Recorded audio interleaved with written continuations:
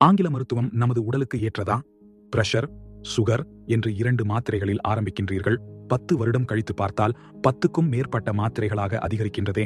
இது குறித்து ஏன் நாம் சிந்திப்பதே இல்லை? கடுகளவு கூட. நமது நோய்கள் எதையும் இந்த மாத்திரைகள் குறைத்ததா அல்லது கட்டுப்படுத்தியதா அல்லது வருமுன் தடுத்ததா? எதுவுமே நடக்கவில்லையே.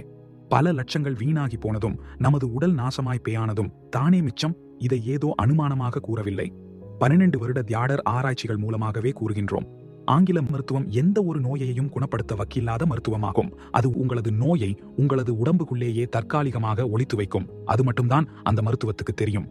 அவ்வாறு ஒளித்து வைத்து வைத்து ஒரு நாள் கடும் நோயாக நம்மை திருப்பி தாக்கும். அதுதான் கேன்சர், கல்லீரல் பாதிப்பு, கிட்னி பாதிப்பு, இதய பாதிப்பு, நரம்பு மண்டல பாதிப்பு, ஆண்மை குறைவு என்று பல்வேறு பாதிப்புகளை தீவிரமாக ஏற்படுத்தும். பெயரே வைக்க முடியாத அளவுக்கு 4-6 வியாதிகள் வருவதற்கும் மர்ம காய்ச்சல்கள் வருவதற்கும் நோய்களை நம் உடலுக்குள்ளேயே ஆங்கில மருத்துவம் மறைத்து வைத்ததே காரணமாகும். கல்லீரலை பாதித்து வரும் மஞ்சள் காமாலைக்கு ஏன் நீங்கள் ஆங்கில மருத்துவம் பார்ப்பதில்லை?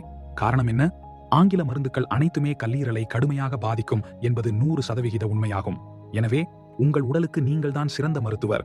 உங்களது உடல் உங்களிடம் பேசும் மேயாழிகளை அறிந்து செயல்படுங்கள். அவசரமான தவிர்க்க முடியாத சூழ்நிலைக்கு தேவை என்றால் ஆங்கில மருத்துவத்தை அணுகலாமே தவிர அதையே வாழ்க்கை முழுமைக்கும் கேண்டு சென்றால் வாழ்க்கையே சூன்யமாகிவிடும்.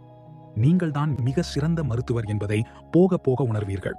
சற்று சிந்திக்க வேண்டிய விஷயம் ஒன்று என்னவென்றால், கொரோனா வந்தது. அதை எந்த மருத்துவத்தால் மாற்ற முடிந்தது? எத்தனை ஆயிரம் பேர் இறந்து போனார்கள்? தடுப்பு மருந்து ஏற்றிக்கொண்டார்கள். அப்படி ஏற்றிக்கொண்டவர்களுக்குத்தான் இப்போது எல்லா வருத்தமும் கூட வருகின்றது. பக்க விளைவுகள் கூடியதே ஆங்கில மருந்துகள்.